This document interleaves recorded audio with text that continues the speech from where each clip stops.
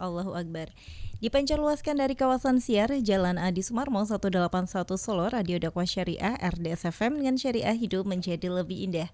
Alhamdulillah kembali menemani pendengar di tanggal 9 September 2023 di Sabtu ini ya, juga bertepatan dengan 23 Safar 1445 Hijriah.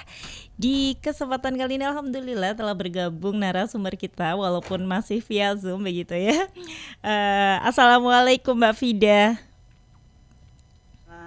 Waalaikumsalam, Mbak Andika. Iya, alhamdulillah. Jadi pendengar, alhamdulillah kali ini via Zoom telah bergabung narasumber kita Mbak Fida. Beliau adalah founder dari KPPA Benih yang biasa untuk mengawal atau mengawal juga mengangkat isu-isu tentang perempuan dan juga anak-anak pinggiran begitu ya Mbak Fida ya. Dan di kesempatan kali ini para pendengar kita akan berbincang tentang pendidikan seksualitas pada anak. Di Indonesia biasanya ngomongin seksualitas ini apalagi untuk anak-anak itu mungkin masih tabu banget gitu ya, sehingga kadang-kadang orang tua bingung gitu mau mulai pendidikan seksualitas ini mau dari mana gitu. Padahal perlu banget yang namanya edukasi sejak dini berkaitan dengan banyak sekali isu dan juga banyak sekali kasus yang muncul akhir-akhir ini begitu ya. Parahnya lagi kasus akhir-akhir ini bahkan muncul dari orang-orang terdekat begitu. Nah, Mbak Fida pasti juga nggak melewatkan berita-berita yang berkaitan dengan pelecehan khususnya terhadap anak begitu. Nah, apakah di sini bagaimana peran penting orang tua dalam memberikan pendidikan seksualitas sejak dini, Mbak Fida? Baik, Bismillahirrahmanirrahim. Assalamualaikum warahmatullahi wabarakatuh. Waalaikumsalam warahmatullahi.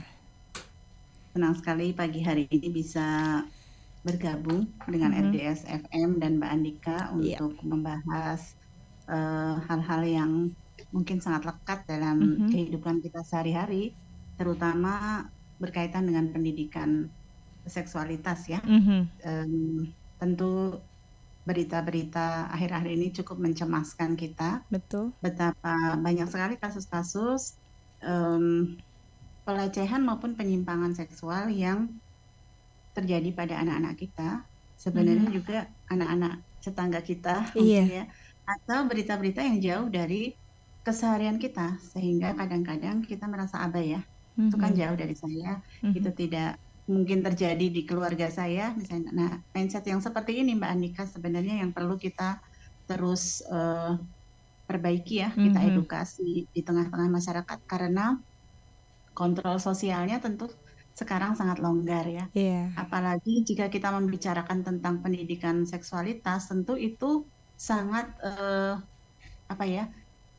dirasa sebagai ranah privat gitu ya, ranah privat yang udahlah gitu. Yang penting kan anak-anak kita sendiri, yang penting kan kita gitu ya, sehingga kita merasa aman gitu. Nah, padahal tentu hari ini kita hidup di dua layar, di dua dunia ya. Kita sekarang lagi bertatap layar gitu. Jadi kita, anak-anak kita, generasi kita ini hidup di dua alam nih, amfibi banget ya. Jadi ada dunia maya dan dunia nyata. Sedangkan orang tua sering masih menganggap kita stuck di dunia nyata gitu. Jadi mereka merasa udahlah, yang penting kan aku lihat anakku terus tuh di rumah terus kok gitu, sehingga merasa aman. Nah, ini sebenarnya yang perlu justru sikap aware kita terhadap isu-isu seksualitas ya, isu-isu pendidikan di era digital gitu, yang tidak menutup kemungkinan anak-anak kita mungkin terpantau secara fisik ya, secara fisik gitu, di rumah terus gitu ya, tetapi secara pikiran mungkin mereka tidak terpantau oleh kita. Beda sama zaman kita ya, mungkin zaman saya kali ya. Kalau zaman kami ini mungkin secara fisik kita belas-belas gitu ya, jadi pergi-pergi gitu ya, kemudian orang tua juga gampang banget memantaunya. Terus tinggal dikasih aja alarm kalau maghrib pulang ya gitu, langsung kita pulang gitu ya. Kalau anak sekarang maghrib pulang itu sama dengan maghrib dari tempat dia main gitu, jadi pulangnya ya habis maghrib gitu ya. Nah, itu salah satu bentuk betapa orang tua hari ini tidak bisa full untuk mengawasi dunia anak-anak mereka. Nah, Maka yang pertama justru sikap aware. Yang kedua ya peduli ya, kontrol sosial. Kita harus menyediakan diri kita sebagai orang-orang yang peduli gitu terhadap Iya. anak kita maupun anak orang lain gitu ya. Nah ini sebenarnya yang dipegang oleh orang-orang zaman dahulu ya. Kalau kita lihat orang sekarang nggak ngerti tuh itu anaknya siapa gitu ya. Karena sibuk sekolah. Jadi Ya, benar. sehari-hari dari pagi sampai sore full day sekolah atau mungkin sewu boarding, mondok dan sebagainya. Tahu-tahu orang-orang di sekitarnya taunya dia udah merit aja gitu.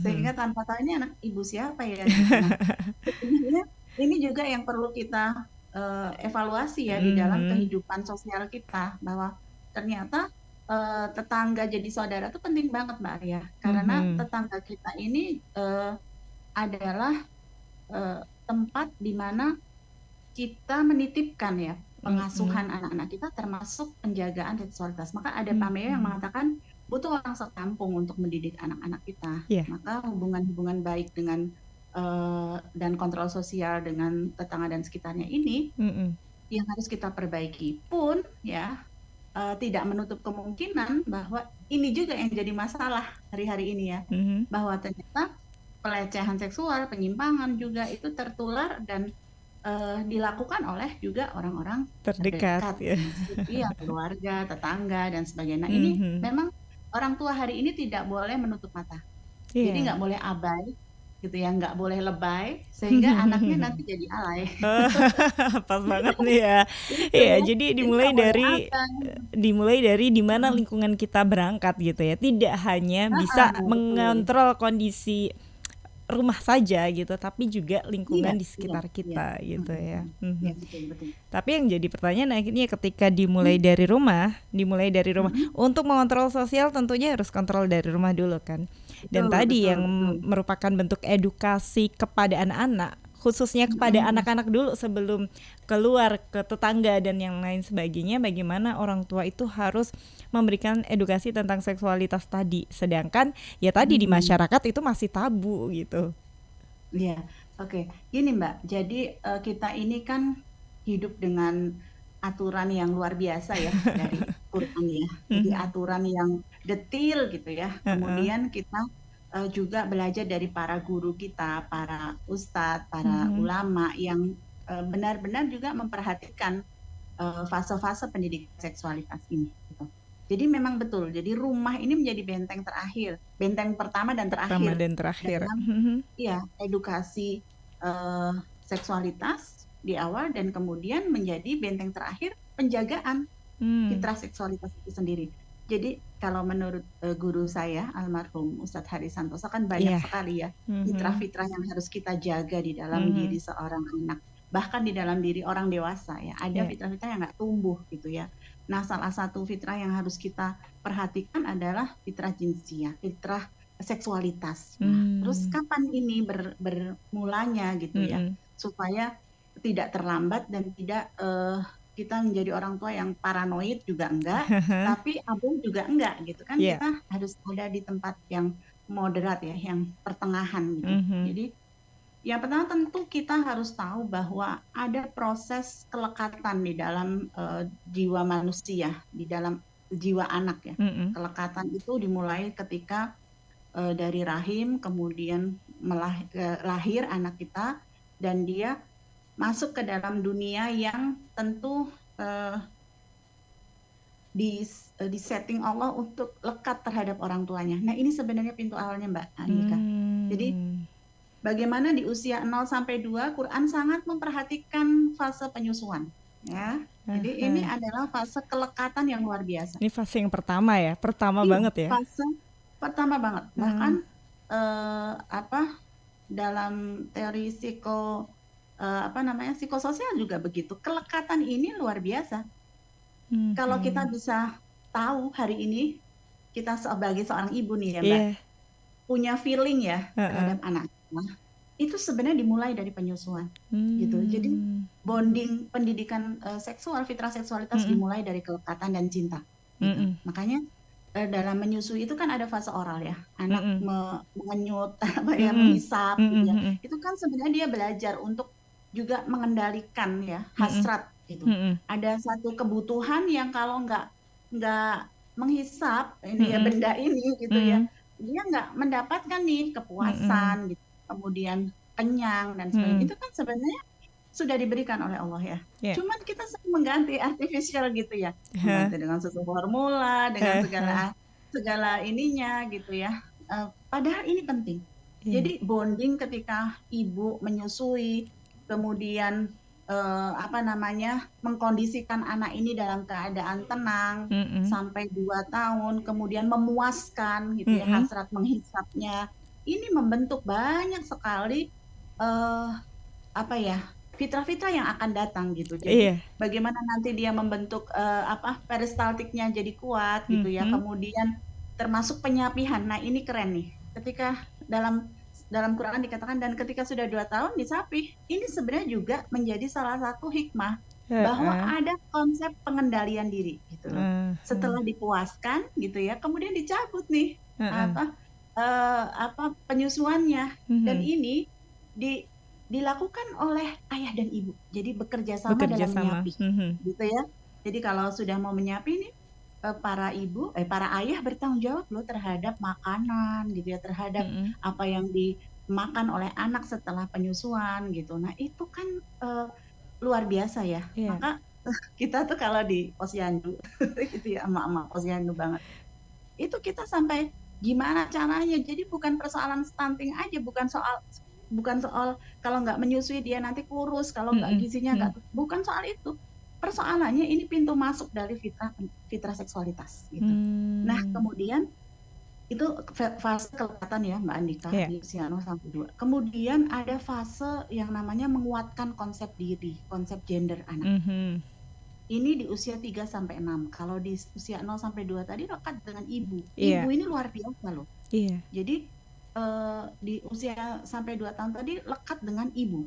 Semua anak laki dan perempuan harus dekat dengan ibu, harus dipegang sama ibunya gitu ya. Jadi alhamdulillah nih saya 6 orang anak pokoknya ASI semua. Masya Allah. Mau sibuk mau apa ya, yang penting ASInya tuh tercukupi karena itu bonding, itu investasi bukan hanya kesehatan tapi kesehatan mental gitu loh.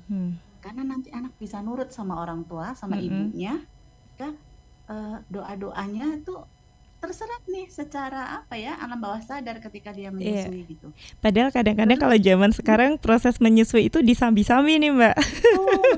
Iya nggak sih? Disambi sambil. Kayaknya pengalaman pribadi. Jadi anaknya menyusui itu melihat gadget dulu ya sebelum lihat wajah ibunya. Karena ibunya menyusuinya sambil pegang gadgetnya. Nah ini kan parah ya. Nah di usia konsep diri tadi penting Mbak. Ini nanti kaitannya dengan split personality. Jadi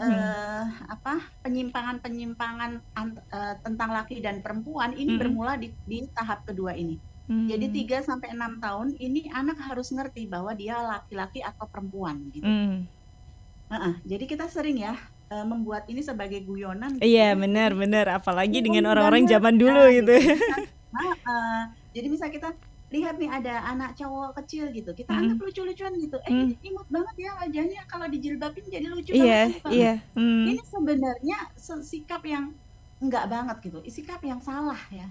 Jadi ketika 3 sampai 6 ini ayah ibu harus hadir gitu. Maka saya sangat prihatin ya di sering kok yang konsul ke kami tuh di usia 3 tahun pernikahan, punya anak 3 tahun, mereka sudah kepingin berpisah atau problem tidak diselesaikan, padahal di usia 3 sampai 6 ini anak harus ngerti nih. Oh, yang cerewet, yang suaranya begini nih ibu. Identifikasi ya. Anak harus ngerti nih bahwa akunya laki apa perempuan ya. Nah, ini jangan malu gitu. Jadi kita jangan membahasakan non sewu ya, jangan membahasakan organ-organ seksual itu dengan konotasi ya. Dengan konotasi, terus bukan masalah vulgar, tetapi harus ngerti fungsi itu. Ya ini non sewu, ini penis, ini payudara, itu tuh anak harus ngerti loh. Ya, terutama ketika sudah 6 tahun masa mau sekolah. Kenapa? Karena mereka supaya ngerti ketika nanti menceritakan atau naudzubillah ya mengalami sesuatu itu dia ngerti mana yang dilecehkan di dalam tubuhnya gitu ya. Jadi di 3 sampai 6 ini tahu, oh ini laki-laki, oh ini perempuan gitu. Kayak misalnya anak kami yang paling kecil kan 3 tahun ya. Iya. Ketika dia mau sholat, ya ini fitrah keimanannya anak segini nih luar biasa loh Mbak Andika. Jadi dia mau sholat gitu ya, maka kakak-kakaknya, kamu perempuan, kamu di soft belakang, terus pakai mukena. Gitu. Karena sering kan anak segitu, aku mau sama abah misalnya depan gitu ya. Nah itu sebenarnya pelan-pelan harus kita kasih tahu nih identitas gendernya itu dia laki dia perempuan. Terus kalau permainan mungkin semua bisa boleh ya main. Kalau saya termasuk yang menyetujui bahwa setiap anak boleh bermain sebelum 7 tahun itu boleh bermain bebas. Jadi anak laki ya boleh main boneka, tapi identitas gender dia itu jelas gitu loh. Nah itu jadi di fase-fase ini dekatlah dengan ayah dan ibu. Ayah ibu mendekatlah, jangan diberikan pengasuhan di usia dini ini pada ibu saja gitu. Sehingga anak laki-laki ini nggak punya profil figur gitu. Ya, nggak punya figur ayah punya gitu figur. ya. Iya, ini kan juga nun sewu banget ya. Ini kan juga sering ya, saya kalau ngisi parenting di sekolah-sekolah, terutama di PAUD dan TK, saya katakan, ayo dong buka lowongan guru laki-laki untuk PAUD gitu. Bener. Nah ini sekalian ya mumpung di RDS nih, ayo dong sekolah-sekolah Islam, Anda harus mencari guru-guru laki-laki untuk di usia PAUD. Untuk gitu. figur karena, gitu ya. Karena di rumah mereka belum tentu mereka dapatkan itu loh. Ayahnya sibuk ya, semuanya mama, semuanya ibu gitu. Antar jemput sekolah ibu, ngambil rapot ibu, terus apa semua ibu. Nah, bayangkan kalau seorang guru yang sangat dikagumi anak-anak, ya guru perempuan nggak bisa dong misalnya ya menceritakan tentang Umar bin Khattab gitu kan. Ya suaranya terlalu lembut ya. Nah, ini penting Mbak Andika. Jadi figur identitas gender ini penting. Nah, kemudian di tahap berikutnya penguatan. Ya, kemudian di tahap praakil balik ya. Jadi 11 sampai 15 tahun itu nah ini mulai nih. Jadi anak laki-laki atau 10 sampai 12 atau 10 sampai ini anak laki-laki dekatkan dengan 7 sampai 10 ya. Praakil balik 1. Anak laki-laki dekatkan dengan ayah. Perempuan dekatkan dengan ibu. Untuk apa? Untuk tahu nih ada supplier femininitas ya, supplier keperempuanan, dan ini supplier maskulinitas. Jadi ngerti, oh kenapa sih Rasulullah itu memberikan kita ajarkan anakmu adab dan adab di usia 7, sholat dan adab di usia 7. Karena di usia 7 itu anak mulai ngerti aturan. Nah ini penting, mumayyiz ini penting sekali. Di masa mumayyiz ini orang tahu nih. Jadi kalau tahu benar dan salah itu sebenarnya udah ngerti. Nah di sini kita mesti mulai ngerti aturan. Makanya di dalam Quran kemudian dikasih tahu ya waktu-waktu di mana masuk kamar orang tua gitu ya. Karena itu kan itu mulai usia 7 tahun ya. Iya, mulai 7 tahun. Ya tentu dengan pembahasaan yang sesuai dengan usia bahasanya mereka. Yang mereka nangkep gitu. Jadi kalau ke kamar Abi Umi jangan di usia ini ya. Ini dan sebagainya. Itu harus kita ngomong dengan bahasa yang apa sih, yang lugas sebenarnya, tetapi itu metodenya sesuai dengan usia mereka. Jangan kita misalnya haid itu apa sih haid? Udah mama pokoknya nggak sholat, nggak bisa diterima nih sama mereka. Jadi harus mereka di Quran, nah gitu. Jadi sertakan referensi ini bahwa referensinya ini Quran nih. Nah di Al-Quran haid itu sakit penyakit. Jadi Umi, mama, bunda kalau setiap bulan tuh sakit selama 7 hari mengeluarkan. Nah begitu. Jadi 7 sampai 10 ini masa-masa yang orang tua harus aware juga gitu. Apalagi anak sekarang kan baliknya cepet ya Mbak. Lebih cepat dari zaman dulu gitu. Iya, jadi ini penting. Jadi saya menyitir pendapatnya Bunda Eli Risman, bahkan sejak TK, sejak PAUD udah harus dikasih tahu pendidikan seksualitas. Karena zaman semakin cepat. Nah, kemudian nanti 11 sampai 15 kita switch gitu. Anak perempuan dekat dengan ayah.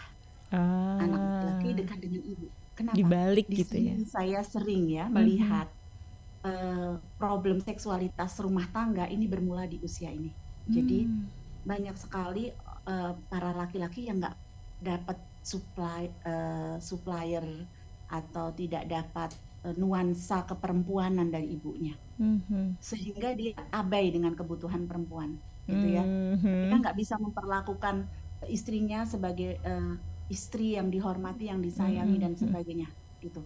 Nah, ini penting ya. Jadi ayah yang tidak pernah memuji anak gadisnya yang di usia-usia ini, siap-siap deh, gitu ya. Anak gadisnya nanti cari perhatian, ya, sama laki-laki lain, nggak cuma di dunia nyata loh, yang parah di dunia maya karena nggak kelihatan, nggak pernah dipuji. Karena anak gadis itu sekedar dipuji saja sudah bahagia banget gitu ya.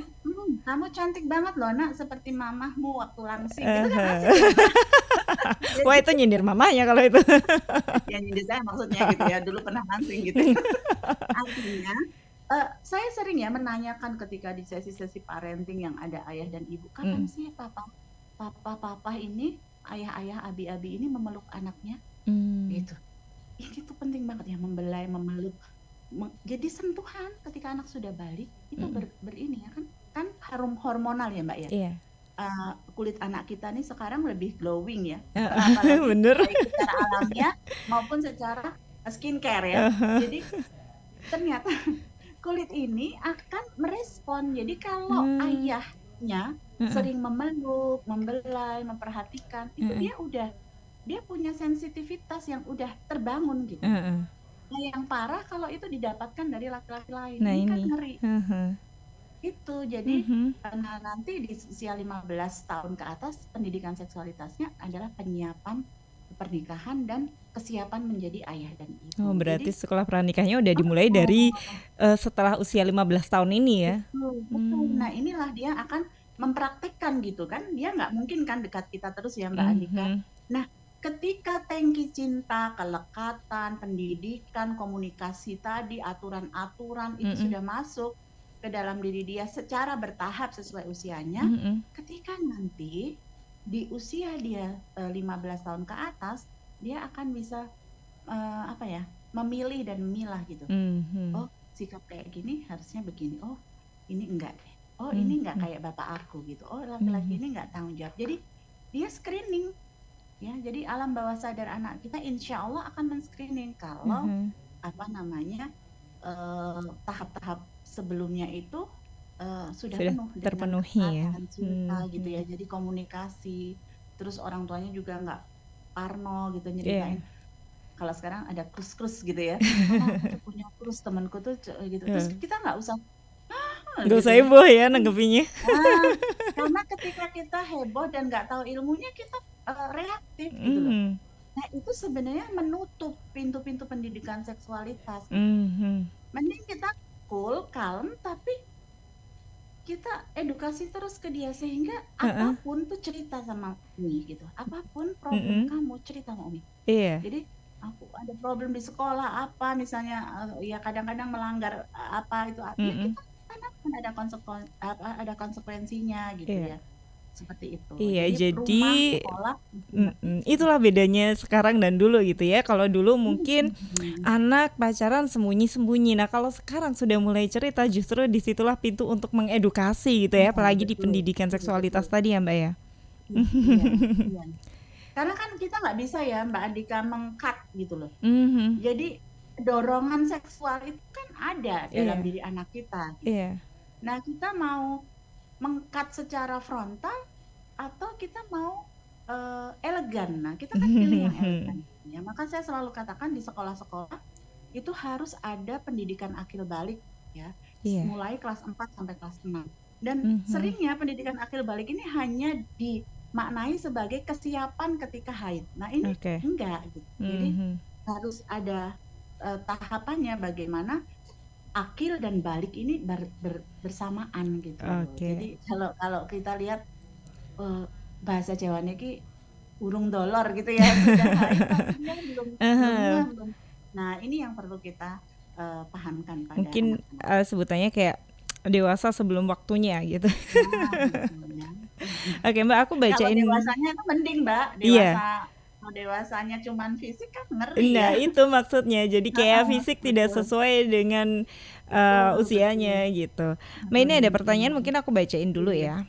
Dari 4506. Mbak, di sekolah-sekolah PAUD biasanya ada yang namanya toilet training. Nah, di situ kadang-kadang kurang diperhatikan nih ketika eh, laki-laki, anak laki-laki dan perempuan itu bareng-bareng untuk antri di kamar mandi, dan mungkin menurut aku itu kayak risih ketika laki-laki dan perempuan dicampur walaupun itu masih anak-anak usia di bawah 5 tahun. Nah, menurut Mbak Vida seperti apa harusnya? Iya, iya betul. Jadi kita ini kan sedang menyiapkan sistem ya. Kita mesti detail ya dalam menyiapkan hal-hal seperti itu karena saya setuju Mbak, memang harus risih. Jadi kita ini jangan jadi orang tua yang nggak risih ya. Jadi hal-hal yang sudah menyangkut etika, adab, kemudian dan segala sesuatu yang menjadi fasilitas untuk menuju perbaikan itu juga harus difasilitasi.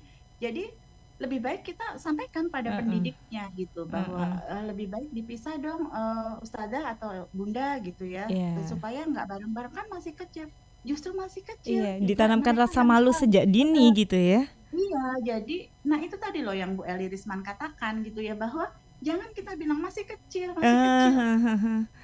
Anak kita ini hari ini mengalami percepatan yang tidak lugu gitu ya. Jadi dan apa ya, katalisatornya banyak gitu loh. Ketika nanti dia bermain apa, kayak misalnya kartun ya, kita sering melihat orang tua kartun, cuman kartun atau cuman lagu begitu-begitu aja gitu. Padahal itu bahaya gitu. Memposting anak-anak yang mungkin tidak menutup aurat di medsos, di apa, itu bahaya gitu. Maka jangan dianggap masih kecil lucu-lucuan, nggak ada. Hari ini zaman ini tidak ada lucu-lucuan gitu ya. Kita harus menyampaikan hal yang serius dengan cara yang diterima oleh anak. Nah ini kan butuh kecerdasan literasi ya, butuh kecerdasan bahasa bagi para pendidik PAUD, bagi para ibu gitu. Jadi pendidik PAUD ini memang luar biasa sebenarnya gitu ya. Ini makanya harus diapresiasi yang luar biasa bagi para pendidik PAUD karena jujur yang bisa anak-anak segitu tuh paling percaya sama gurunya loh. Iya benar. Sampai dulu saya waktu masih di NIA gitu ya, ketika habis buang air kecil kita harus berdehem 3 kali. Itu tuh dipraktekin sampai kita tua gitu. Ya karena supaya bekas air seni kita tuh bersih gitu, nggak ada yang menetes, nggak najis. Itu kan kelebihan para guru zaman dulu ya. Jadi mereka tuh memperhatikan. Nah, bisa jadi keberkahan pendidikan kita ini dimulai dari situ-situ nih. Ya sudah, kalau mau toilet training ya benar-benar diajarkan pada anak, ini kamar mandi laki-laki. Ini kamar mandi bisa perempuan, begitu. Iya. Oke, begitu ya Mbak. Aku bacakan lagi dari Umi Risma ya. Assalamualaikum Mbak Vida. Saya punya anak laki-laki usia 8 tahun. Tapi kok masih belum punya rasa malu ya. Jadi kalau ke kamar mandi suka celananya dilepas di luar, padahal sudah diajarkan untuk melepas di dalam. Mungkin terbawa dari pendidikan waktu kecilnya seperti itu. Terus ketika saya ngobrol-ngobrol dengan teman-teman, ternyata banyak yang kasusnya sama seperti itu. Jadi kayak anak-anak sekarang tuh rasa malunya berkurang. Begitu Mbak. Iya betul. Begini, memang pendidikan rasa malu ini kan proses banget ya. Jadi harus kita omongin terus gitu loh, supaya masuk ke dalam ini anak, apalagi anak laki. Nah, anak laki-laki ini sudahlah mereka ini secara kedewasaannya memang terlambat daripada anak perempuan. Itu alamiah banget gitu. Jadi misalnya anak laki-laki kok nggak mau belajar, iya memang gitu gitu anak laki-laki terbentuk kesadaran belajar, kesadaran ini itunya itu biasanya mau SMP. Nah jadi coba cek gitu ya di rumahnya gimana gitu, punya saudara perempuan nggak atau laki-laki semua, sehingga dia merasa aman. Dan terus kemudian ya tadi betul ya, kalau kita menyadari, ini bagusnya Ibu yang Mbak Risma yang nanya, menyadari ya apa pola yang dulu ya. Nah itu kita install ulang bahasanya. Jadi kita install ulang gitu. Jadi malu ya Mas, misalnya nanti kalau di tempat lain begitu nggak bisa, dan terus aja terus. Nah nanti istilahnya dalannya itu mudengnya itu memang perlu kesabaran ya. Dan itu juga tidak yang lain juga gitu kok problemnya, jadi ya umum udah deh gitu. kayaknya. Kita sering gitu ya, alah konco kuliahnya gitu juga kok gitu tuh, orang tua lainnya juga ternyata gitu tuh, berarti emang kayak gitu wajar ya? Enggak, Tidak itu mewajarkan nggak juga. wajar, itu tetap ada problem, makanya problem rasa malu itu. Terus ayahnya yang suruh kasih tahu ya. Jadi sering kita nih apa-apa sama mamah ya, ayah kan. Ayah ini harus memberikan contoh untuk rasa malu gitu ya. Keluar dari kamar mandi gimana, Mas? Mas, kita laki-laki, Mas, malu dan sebagainya, itu perlu gitu. Jadi keterlibatan ayah di sini sangat sangat penting gitu, bahwa Mas auratmu, Mas ini kan ayah tetap punya wibawa ya kalau untuk hal-hal seperti itu. Begitu, Mbak. Oke, kita lanjut nih Mbak. Kan tadi kalau zaman dulu mungkin tadi ya seperti yang dijelaskan Mbak Fida di awal, kita berpikir mungkin itu nggak akan terjadi sih di dekat kita, itu nggak akan terjadi sih di keluarga kita gitu. Tapi pada akhirnya kita dibukakan dengan berita-berita akhir-akhir ini yang bahkan yang lebih menyayat itu kebanyakan terjadi kepada anak gitu. Jadi kalau menurut Mbak Fida sendiri, kenapa sih sekarang itu anak itu kayak menjadi yang mudah jadi korban pelecehan seksual itu? Ya, gini ya Mbak, mungkin banyak sekali fasilitas yang terpapar ya di anak-anak kita. Kemudian kurangnya aktivitas fisik ya di anak kita. Aktivitas fisik ini kan sebenarnya membuat kita aware gitu, motoriknya bekerja gitu. Lah anak-anak sekarang ini mager, sudahlah zaman seperti ini terfasilitasi dengan mudah gitu ya, sehingga mereka tuh nggak cepet gitu loh dalam menangkap sinyal-sinyal ya gitu ya. Ini dari anaknya. Jadi ada seperti kecenderungan anak-anak sekarang ini memang gerusa-gerusu gitu ya, kemudian nggak tanggap gitu ya. Kenapa sih? Karena mereka ini kalau salah satu guru saya mengatakan ada mereka pakai kena blast ya, BLAST, jadi sindrom blast ya. Jadi awalnya mereka tuh apa namanya, bosen gitu ya, bosen. Nah anaknya kena blast, orang tuanya blast gitu, blast nggak ngerti maksudnya. nggak aware gitu ya dengan Nggak kondisi aware anaknya ya, gitu. BLAST, anaknya yang orang tuanya blast gitu, blast-blastan nggak paham gitu ya, dia nggak punya orientasi mendidik yang apa ya, istilahnya peka gitu loh. Oh anak saya begini, kayak anak saya bosen nih, harusnya begini, itu nggak ada. Jadi kebosanan, bored. Yang kedua adalah lonely, kesepian.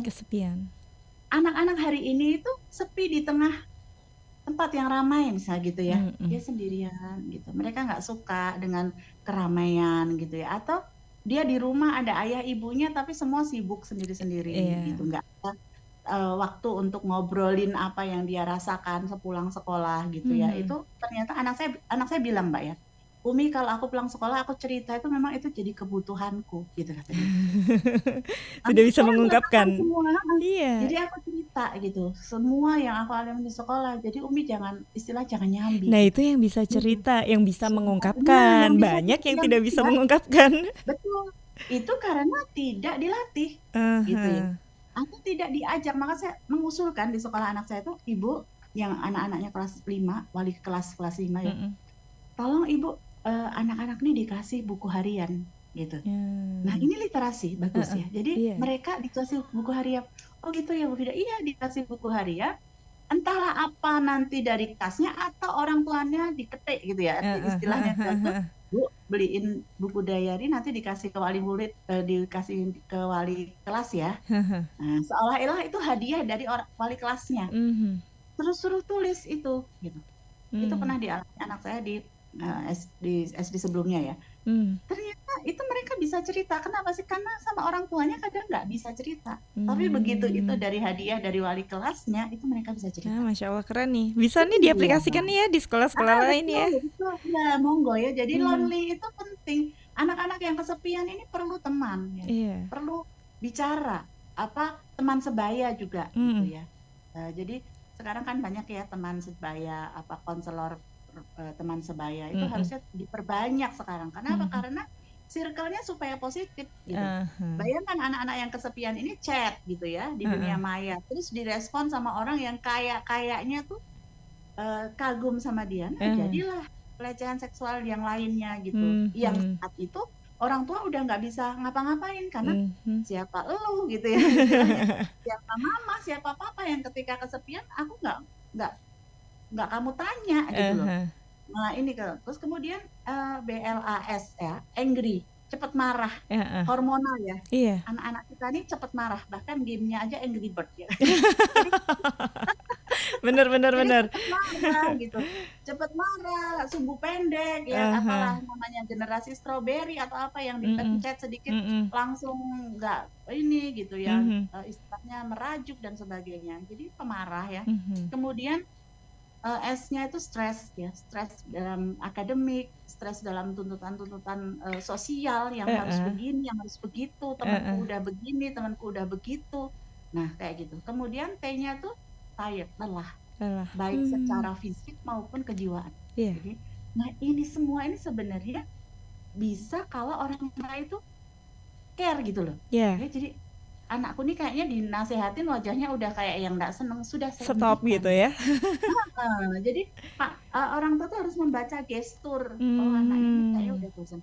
Karena saya kalau pagi udahlah Mi, pagi-pagi lah Mi mau berangkat sekolah. Oh iya ya betul juga. Kita kan suka, itu ya kuliah subuh ya. Kita suka begini begitu gitu. Nah, kita udah sampai bilang begitu berarti stop. Nah, gitu. Ketika itu terjadi pada anak misalnya pelecehan itu ya, naudzubillah ya. Atau apa terjadi ke anak gitu. Jangan buru-buru kita langsung udahlah bawain ke psikolog. Jangan gitu. Kita ini psikolog anak kita gitu loh. Sering ya. Saya pernah mengalami problem, anak saya pun pernah mengalami problem-problem di sekolah dan sebagainya gitu ya. Ya kita yang harus di garda terdepan bahwa Umi ada buat kamu gitu. Biar semua orang bilang begini, Umi akan nah gitu. Jangan buru-buru kayak anak saya ini di psikiater aja ya. Kayaknya lah gitu. Nah, kemana aja? Padahal selama ini tuh kadang anak cuma pengen dipeluk aja, dicerita aja gitu. Nah, ini hal-hal yang kadang-kadang tersembunyi ini Mbak Andika yang menjadi bibit-bibit mereka kemudian menyimpang gitu ya. Kemudian mereka membiarkan perlakuan tidak senonoh terhadap dirinya gitu loh. Karena apalagi yang baper ya tipenya, bukan udah nggak berharga dan gitu-gitulah. Nah, ini jadi afirmasi positif ke anak ini penting ketika mereka punya masalah atau ketika mereka menghadapi apa gitu, ternyata afirmasi positif dari orang tua bahwa kita tetap percaya sama kamu. Nah ini penting gitu, supaya ketika mereka cerita, mereka detail menceritakannya. Gitu. Jadi kayak salah satu agar kita bisa mencegah perlakuan pelecehan itu yang pertama tadi kita aware, peka dengan anak gitu ya, peka dengan kondisinya anak. Yang kedua tetap support, jadi tidak menjadikan orang ketiga sebagai penyelesai masalah gitu ya. Iya, dan juga jangan menjudge terus gitu. Anak kita ini udah lelah ya Mbak. Misalnya ada persoalan di sekolah nih, kita dipanggil, udah penuhin aja. Oh dipanggil guru, penuhin. Nanti di rumah kita bereaksi biasa aja gitu. Oh aku ini ya, jangan di sekolah, di rumah kita juga jadi jaksa penuntut umum gitu. Setelah dapat laporan gitu ya. Sebagai advokasi ya untuk anak kita. Jadi ketika di sekolah dia sudah stres, sudah tertekan dengan problemnya, dipanggil ke guru BP misalnya seperti itu. Kita nih jadi advokatnya, kita jadi pendampingnya gitu. Udah, nggak apa-apa. Semua ada masalah, semua pasti punya masalah. Nah begitu-begitu itu ternyata membuat anak kita itu besar hatinya. Akhirnya mereka tuh akan berjalan lagi ke jalan yang lurus gitu. Tapi kalau kita juga membuat mereka menuntut, akhirnya menutup diri. Ketika menutup diri, ya seperti reptil ya, dia memutus ekornya ketika dia takut terancam, terganggu, pergilah atau misalnya masuk ke komunitas yang nggak benar atau mereka, nah itu sebenarnya yang paling kita khawatirkan hari ini. Nah ini Mbak, kadang-kadang kan ketika orang tua tidak sadar tadi, apalagi anak hidup di dua dunia tadi, gimana nih mengidentifikasi ketika ternyata ada something dengan anak-anak termasuk udah terjadi pelecehan itu tadi. Anak mungkin nggak berani cerita, kan banyak ya korban-korban pelecehan itu yang tidak berani speak up gitu. Nah orang tua kan yang harus sadar nih gitu. Iya, kadang-kadang kan kita juga perlu telik sandi ya, atau yang ketiga yang mungkin juga Heeh, atau melaporkan atau apa gitu heeh. ya. Pertama misalnya kita memberikan ini, kita tuh tadi loh Mbak Andika, kita tuh sebenarnya punya feeling kok. Orang tua Mhm, punya feeling apakah perubahan, misalnya tadinya suka ngomong, tiba-tiba murung, mhm, itu kita mhm. ngerti gitu ya. Terus dengan siapa, makanya saya sering katakan kenali 3 teman terdekat Iya. anak kita. Siapa sih yang paling sering diceritain sama Ah, dia, heeh. gitu ya. Terus, temenmu si ini tuh gimana?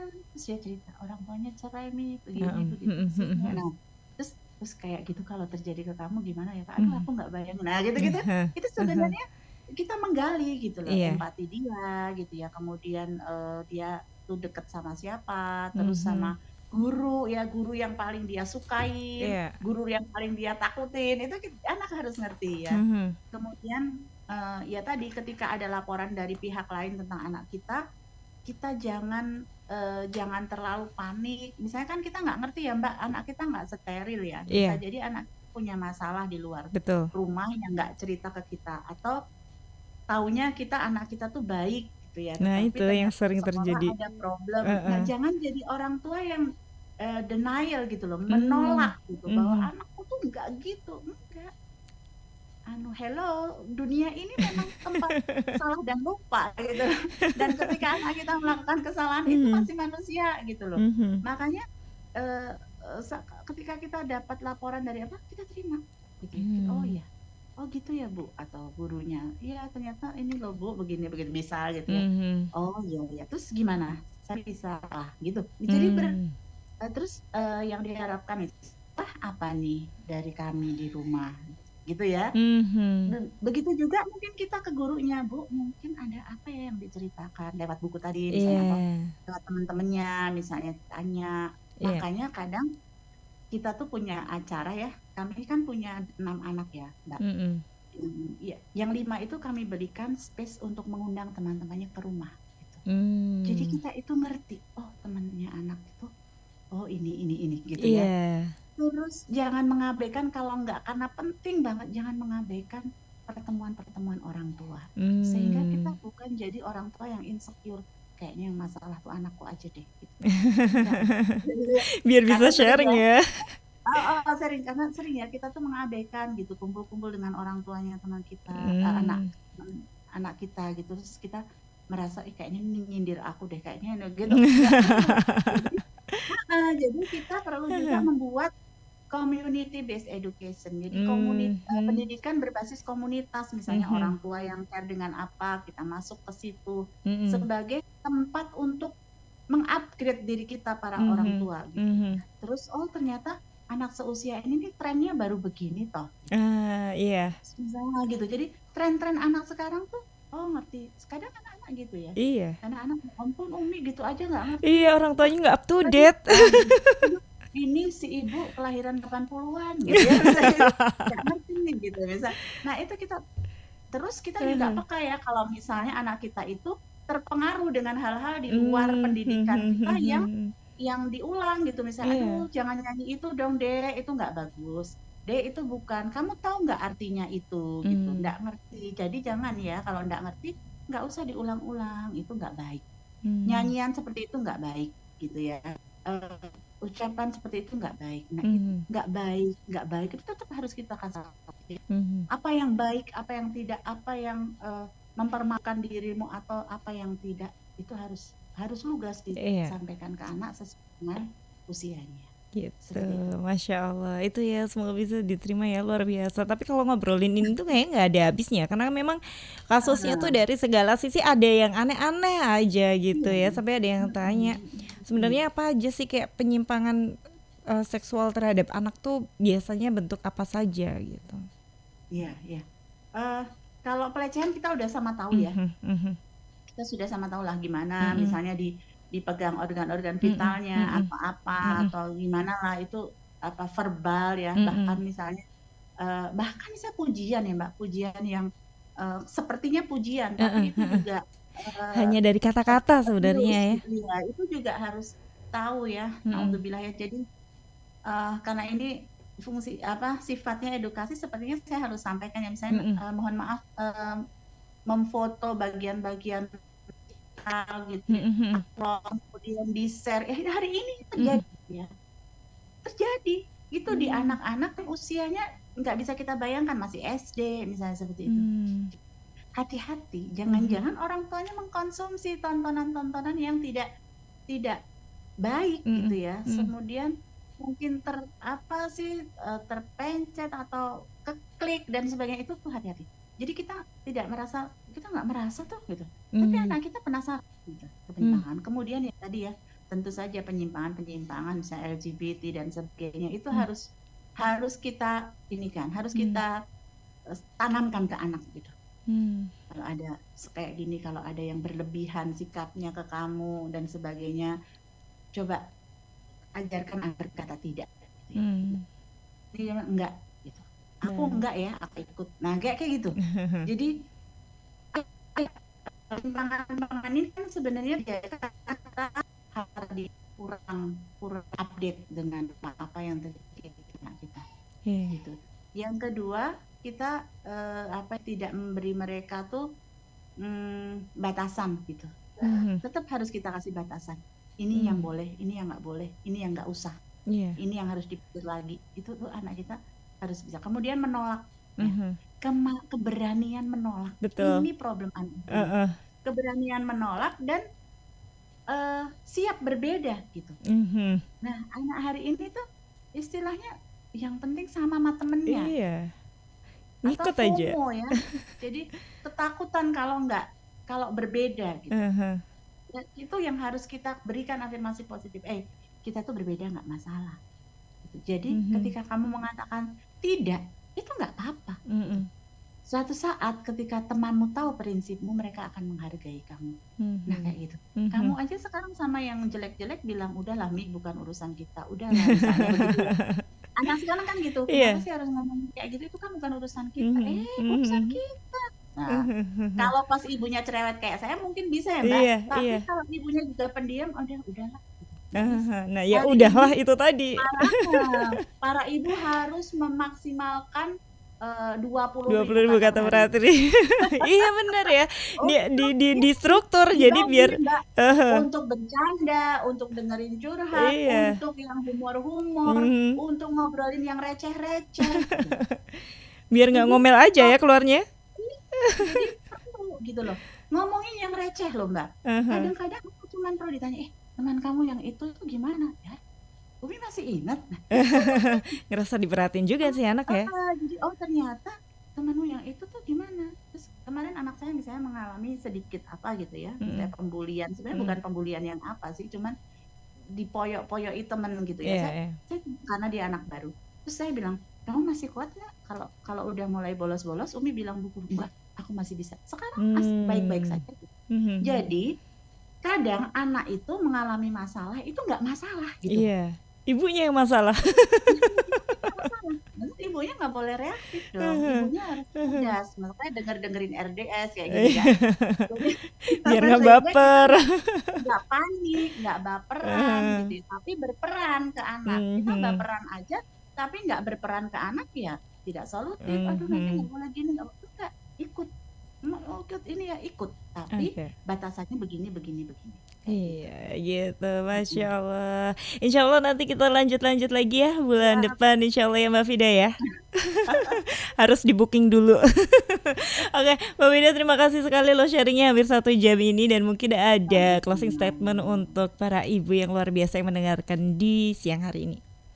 Iya, closing statement ayah, bunda, abi, umi, abah, mama semuanya, tidak ada anak yang nakal ya. Tidak ada anak yang dilahirkan itu bermasalah, enggak. Dia jadi bermasalah karena mungkin kita kurang ilmu. Ya, kita mungkin kurang pantas dalam pengasuhan mereka. Jadi yuk selama masih ada waktu, kita perbaiki terus kualitas komunikasi kita pada anak-anak kita. Kemudian kita perbaiki bonding kita dengan Allah Subhanahu Wa Taala, ini paling penting ya. Masya Allah, karena ya. Kita nggak bisa ya Mbak lepas dari pintu rumah kita, anak kita benar-benar sendirian kecuali dengan penjagaan Allah. Jadi saya selalu katakan jangan terlalu percaya dengan teori parenting atau apa-apa.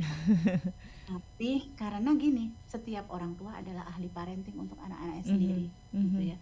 Tidak ada tip dan trik parenting. Itu kata salah satu guru saya. Karena apa ya?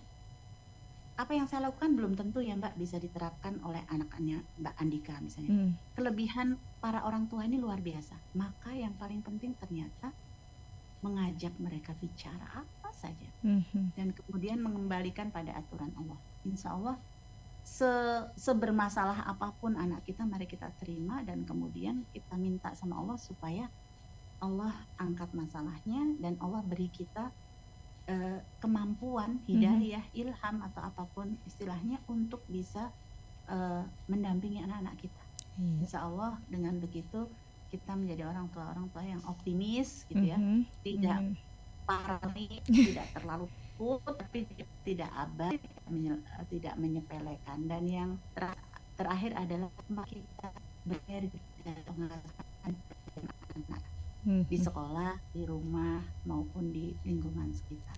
Itu saja Mbak Andika, terima kasih. Terima kasih Mbak Fida, luar biasa sharingnya dan insya Allah ketemu di lain waktu. Terima kasih Mbak Fida, Assalamualaikum. Waalaikumsalam warahmatullahi wabarakatuh. ها أنا زاد طموحي في حمى خير الصروح فيه إبداعي